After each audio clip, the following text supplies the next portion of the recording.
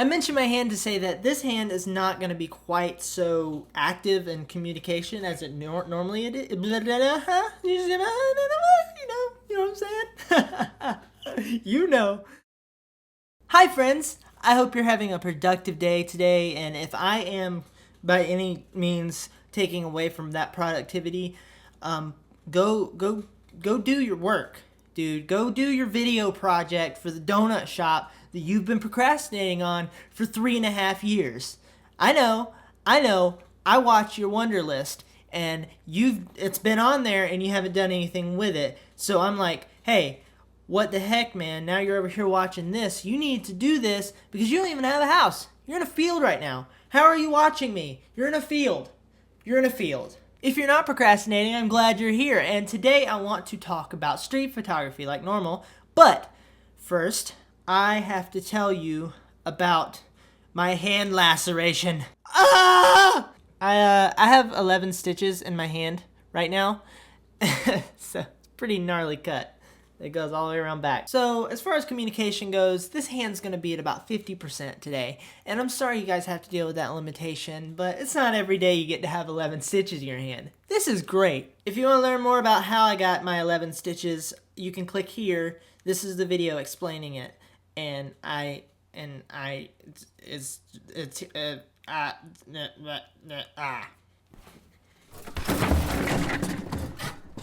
today we're going to try something new. I have an idea of taking 2 or 3 photos off of my Street People blog. Street People, if you don't know, I'm going to go ahead and say this so that everybody watch the whole video and you have no idea what I'm talking about and where the photos came from. That would be terrifying, so I'm going to break that down for you guys. Street People is my main photo series where I post portraits of people on the street. So I walk up to people who I think are interesting on the street and take a photo of them. Sometimes it's like a general environmental portrait where they're looking at the camera. Sometimes it's like, boom, I'm riding a bike. Or like an elephant, right? It's like an elephant on a bike riding a human. If you haven't checked it out, maybe check it out. Maybe you'll like it. It's a Tumblr blog. Follow me. Hit the likes buttons. Hit the reblogs buttons.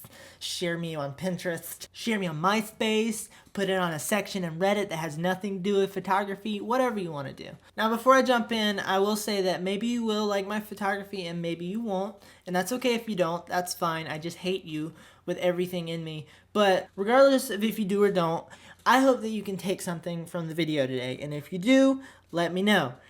We're going to jump in. It's party time. Let's go. Ride on the magic school bus. All right, for our first photo, I chose a portrait that I shot at night of a girl with dreads. Obviously, you can tell the dreads are there, the night's there, the girl's there. So I was on a photo walk and I saw this girl putting up chairs at the restaurant she worked at. I don't know why else she would be putting up chairs at that restaurant, but she was putting up chairs on, on the outside tables and chaining them together so people won't steal them and take them home to their kitchens and use them as dinner table chairs, which I didn't realize was actually a problem. I didn't think that many people were like, hey, oh, look, a chair, gonna take it home with me. Just a really uncomfortable metal chair for outdoors. But I guess that's a big deal, and that just shows the climate of our society today. I'm in a gang. I steal chairs from restaurants at night. So I walked up to her and asked her if I could take her photo, and she was super into it, very nice. We had a lovely conversation, all this good stuff. You can tell by her smile, she seems like a very friendly person. It was a great shot. I loved it. Sorry if I just hit the table / your guys' ear canals. So I forget if I had taken a couple of photos of her already or I was taking my first photo, but basically she said, I have dreads. Would you like me to take my hair down? And I was like, oh my gosh, let's do this because I like hair. I don't know if you guys can tell by our relationship so far. I really like interesting hair. She definitely has a lot of very interesting things about her, but I would be willing to say that this photo would not be the same if she had not let her hair down. Her dreads are definitely a huge part of her personality. So this photo and this experience is a reminder for me to focus on the details of the people that I shoot, to look for things that are on them or attached to their head like hair that will bring out the detail that will accentuate their personality and who they are. So in this photo, for example, she has a really lovely tattoo and a really freaking psychedelic necklace of awesomeness. And I could have taken a really close detail shot of that, and that would have been an awesome photo. And I'm now depressed because I did not take that photo that day, and I'm gonna cry afterwards. But for now, moving on to the next photo. Let's away. So this next photo is a portrait I took a while back of a guy playing basketball. I think that was what he was playing, at least. No, that's what he was playing. There's photo evidence. Now, the details of this day are a little fuzzy to me, so forgive me. But it's probably my hand. But I believe that I was out trying to find some photos. Maybe I was getting coffee. I don't know. But I ended up wanting to take some photos that day. And downtown was empty and there was really nothing going on. So I was looking elsewhere for places to find some really good shots. On this day, I was on a big street photography goal kick. And what I mean by that is I believe that goals in street photography is a fantastic thing. And if you ever feel stuck with your photography, I would encourage you to make some goals of the kind of shots you would like to get and make them very specific. Maybe you make them broad, but in my case, a lot of times I'll make them very specific. So for example, today it was take a photo of a guy playing basketball. In my experience, goals have pushed me to take photos that I wouldn't have taken before and photos that I'm generally extremely happy with. Like really awesome stuff comes out of it. So I decided to go to the park and take a photo of a guy playing basketball, and I saw there were a bunch of people that were around playing, and then there was this guy off on the side kind of practicing, and he caught my eye. So I went up to him and through much hesitation and much fear, as often accompanies me when I take a portrait of somebody, I went up to him and said, "Hey, can I take your photo?" And if I remember correctly, he was very hesitant, and he also didn't want me to get a shot of him playing because he didn't feel like he was very good. I thought he was, but my standards are, basically if you're better than me, you're good, because I can't play basketball at all. He looked like he was good. So I said, that's fine. Maybe I can get just a portrait of you instead. So he was fine with that. And so I decided to take this photo. This is one of my favorite portraits I've ever taken in my life. Friggin' love this photo. It's amazing to me.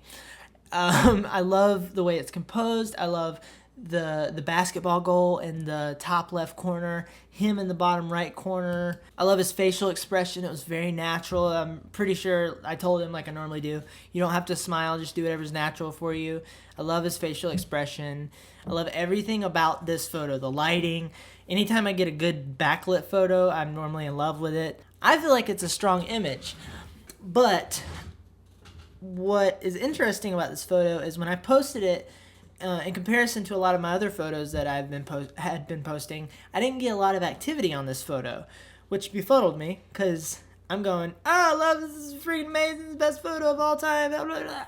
And then I put it on and only get like 45,000 reblogs, right? And I'm like, what's going on? Lies! With all that said, at the end of the day, I am so happy I posted this photo because I love it and I believe in it.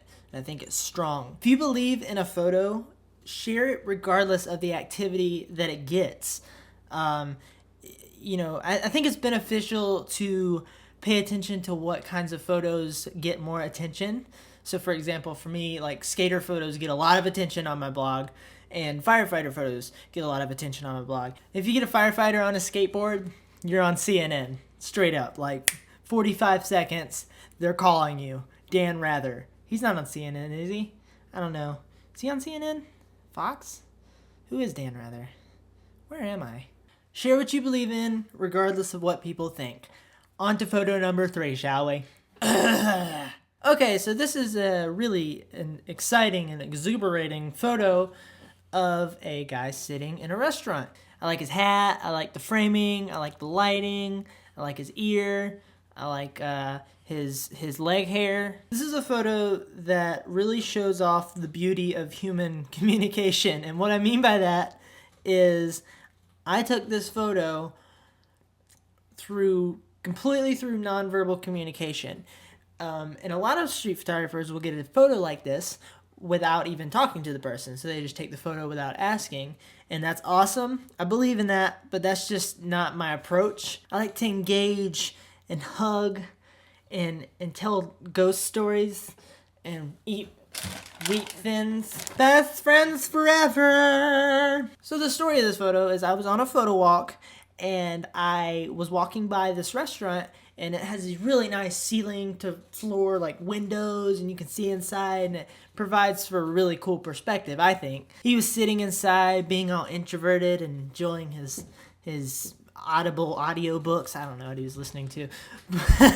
And I walked by the window and I stopped, and I want you guys to pay close attention to this because this is beautiful and it cannot be, you know, we can't just like skim over this. This is amazing. I walked up to the window to try to get his attention. I was naked. I'm just kidding. I wasn't naked. Okay, this is genius, and I need you guys to pay close attention because this is freaking incredible. Okay, I had my camera in my right hand. I had my left hand on my left hand. And I did this. This is what I did. Pay close attention. It's genius. I'm going to write a book about it. I pointed at my camera. I pointed at it and I smile. Smiling is good.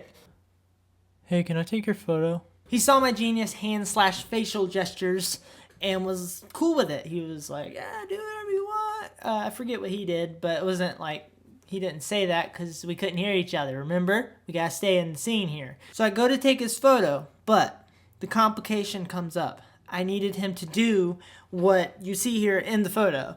I needed him to pretend like I wasn't there.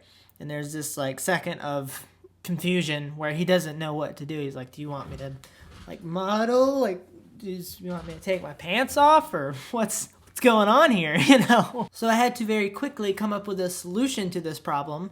And what I did was equally, I don't know, it might be even more genius than the last thing I did. This is what I did. Okay? You guys ready for this? Don't blink. It's going to happen too fast. You'll miss it. You don't want to miss this. Camera in my right hand, left hand in my left hand. This is what I did. That was it. That was it. That was everything. Did you miss it? Do I need to redo it? I think that everything is so much more simple than our brains make it out to be. And even if there is some level of complexity in there, we are able to think on our feet much more than we give ourselves credit for, I guess. You know, I get so caught up in things like, how am I going to say I'm a street photographer? Hey, I'm a street photographer. I have a photo blog. Can I take your photo? Or wait, how? Hey, I have a photo blog and I'm a street photographer. Can I take your photo? Or hey, can I take your photo? I'm a street photographer. Or hey, I have a photo blog. Can I take your photo? I'm a street photographer. Silliness. This photo and this experience reminds me to just relax and enjoy things. And I know also, if I would have hesitated for 1 second, this photo would not exist because I would have freaked out and be like, oh no, he's on the other side of the glass. How are we going to communicate? I don't know what to do. Meh, I need a bagel. I like this photo. I'm glad it exists. I'm happy for the existence of this photo. That's all I got, guys. I hope that maybe I inspired you in some way or helped you in some way. And if so, please feel free to like. Please feel free to comment. And also, I have a tip jar, and I don't monetize these videos. I don't put ads on these videos as of right now. Now, I'm not saying that will never change in the future, and I know if it does, it kind of breaks my whole value-based proposition that I'm giving you right now. Is beauty, it kind of breaks it in half. But for the time being, that's the direction I'm going. I want to bring you guys value and not let anything be in the way of that. And if you guys want to compensate me, if you feel like I brought you enough value for compensation, then that would be awesome. That would mean so much. My wife, everyone! Everyone say hello! Let us clap and bring joyful praise to my wife. Heyo! What's up? Woo! This is a dance party, photography dance party. Yes!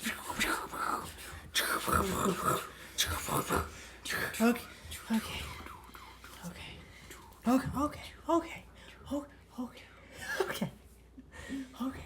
Have some wheat thins. Go sit down and have some wheat thins. Have some wheat thins! You can't throw that at me! James, seriously, you're gonna make a mess.